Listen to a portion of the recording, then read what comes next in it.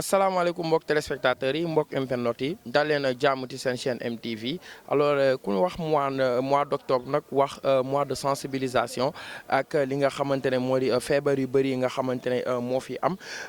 moo tax tey jii nii ñu ngi fi si Gueule Tapée Fass Colobane ci poste de santé bi ñuy distribuer li nga xamante ne moo di quelques matériel médical pour uniquement sensibiliser la population. Alors ñu ngi ci ànd nag ki nga xamante ne moo di le maire Abdou Aziz Paye ak la marraine Ndeye Diouf accompagné aussi de Rose Wardini. Alors tey nag ki nga xamante ne moo di la marraine Ndeye Diouf moom moo apporté loolu yëpp nekk ay quelques matériel médical pour uniquement sensibiliser les jeunes uniquement pour moytu lépp li nga xamante ne moo di feebar. Alors nañ dugg nag ci biir daal di déglu le maire mu daal di gën a ñëw ci événement bi.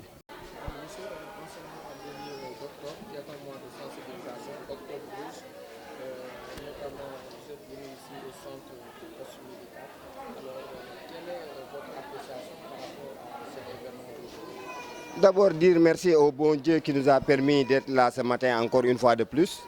dans le cadre du mois Octobre Rose. Parce que hier déjà la commune a été le lieu où on a démarré le lancement officiel de la campagne Octobre Rose. Raison pour laquelle j'étais un peu indisponible d'ailleurs parce que je devais recevoir le ministre de la Santé, la première dame qui n'est pas venue mais qui a envoyé une délégation, le maire de Dakar, et nous avons lancé l'ouverture au niveau de la place de la Nation. Aujourd'hui, c'est au niveau de notre poste de santé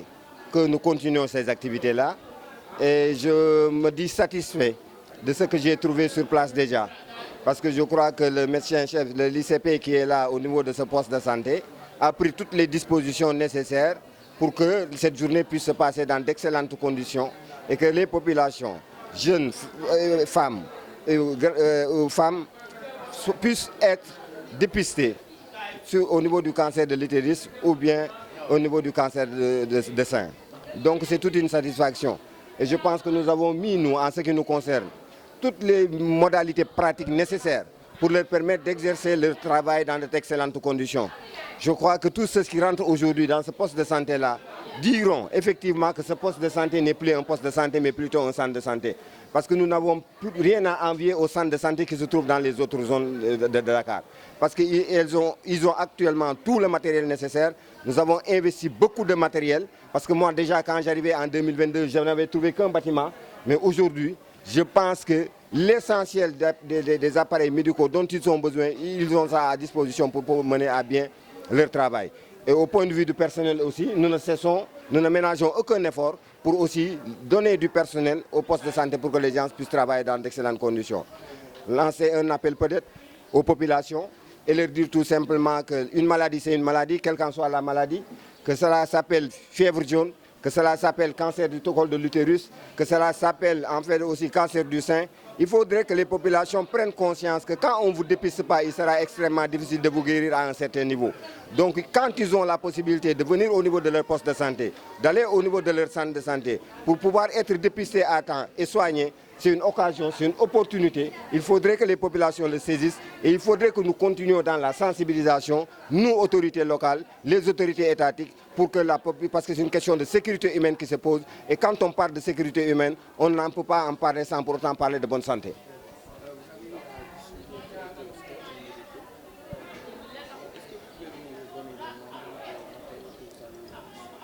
Bon, peut-être ça, c'est le médecin-chef qui pourra vous dire, mais je sais que c'est l'un des postes de santé dans cette ville de Dakar qui dispose déjà d'un scanner de dernière génération. D'un scanner d'une échographie de dernière génération. Et c'est ici à disposition. Mais moi, je ne fais que globaliser. À peu près, on a mis 120 millions de matériel ici dans ce poste de santé-là. Mais, dans bientôt, un mois, on atteindra nos objectifs en matière de santé. Parce qu'aucune population de la commune de Gueule Tapée Fass Colobane, je dis bien, aucune population de la commune de Gueule Tapée Fass Colobane n'ira à Pasteur, n'ira à Bio 24 pour faire des analyses ou bien pour faire de l'échographie ou des scanners. Parce qu'on fera à partir du mois de novembre, ici dans cette commune, au niveau du centre de santé de Colobane, et la mammographie, et l'échographie cœur, et l'échographie gynécologique, et l'échographie générale, et toutes les analyses qu'on peut faire en matière de santé, on le fait. waaw maa ngi leen di nuyu di leen gërëm di rafetlu sa question bi nga ma posé ndax représentant docteur Rose Wardini moo ma yebal fii ma ànd ak délégation avec aussi l'équipe médicale bi nga xam ne nii ñoom ñooy def dépistage bi docteur Rose Wardini nag octobre rose dafa si yàgg a sonn mën naa wax ne mooy pionnière u octobre rose léegi sax dafa dem ba ne octobre rose rek doyul année rose moo ba année rose li tax mu wax ko nag dafa ne cancer du col de l'utérus dafay cancer bu sournois c'est une maladie sournoise boo xam ne nii mën na nekk si yow 20 ans ba 30 ans doo si xam dara du metti du def dara mais bu demee ba def métastase si sa yaram ba tasaaroo si ngay doog am problème fekk c'est trop tard li may wax nii nag man du ma médecin sax man dama koy représenter comme secrétaire général en même temps ci fondation yam Medisol International tey loolu laa ñëwee fii mais tellement dama ànd ak moom ci terrain bi muy sensibiliser nit ñi ba mujj gi j'ai retenu la leçon donc muy loo xam ne nii feebar la boo xam ne nii dafay bu demee ba bett nit ça veut dire que yàgg na si moom ok mu bëgg nag un dépistage périodique boo xam ne nii nit ñi dañ koy def dépistage comme ça toujours ñu mën koo prévoir te buñ ko teelee xam dañ koy mën a faj comme ni mu koy waxee dañ koy mën a lakk wala ñu opérer ko dindi ko sànni ko fële waaw. oui.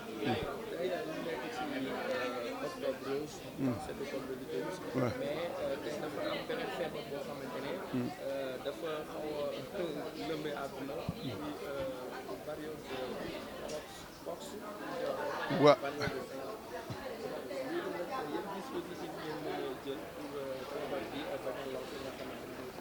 xam nga wax naa léegi man duma médecin waaw bon dans nee naa la dama ñëw fii dans le domaine social bi nga xam ne ni moom la docteur di def et waaw ci sensibilisation ak yooyu ainsi de suite donc pour les questions de maladie vraiment je ne veux pas m'y aventurer merci beaucoup. Ndeye Anta Dia,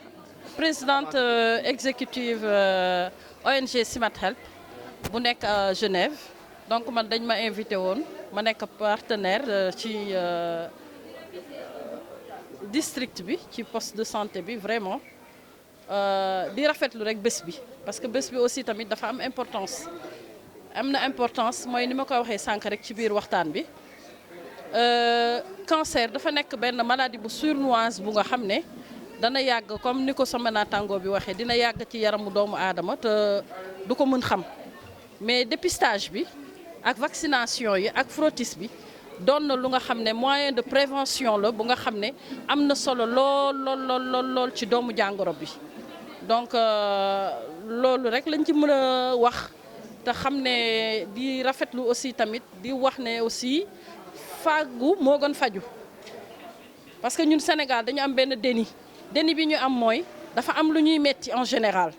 mais au lieu que ñu jël yëf bi en charge dañuy toog di wax ne que nañu def nii di waaj ba mu gagner du terrain te cancer dafa nekk lu sournoise lu nga xam ne ça peut être dans la personne pendant des années et des années mais bés boo ko gisee rek mooy bés boobu jeex na te cancer nekk na lu nga xam ne dañ koy faj les gens n'en meurent pas kenn du ci dee mais lii indi loolu rek mooy teel si jóg ñu bañ di nëbbatu di waxtaan góor ñi jigéen ñi ñëpp di bàyyi seen xel ci loolu di accompagner xale yu jigéen yi di leen vraiment assister leen c'est pas que les femmes parce que bu duggee ci kër moom lépp lay jàpp cancer du sein wala de l'utérus bu duggee ci jigéen day jàpp jëkkër bi day jàpp xale yi donc ñu góorgóorlu ci rek daal vraiment loolu daal man laa ci amoon lu may wax en tant que présidente ONG Simat Help donc di wax ne rek sunu taxawaay ak lépp ci biir santé bi ak feneen fu mu munti nekk rek dinañ ci jàpp incha allahu rabbi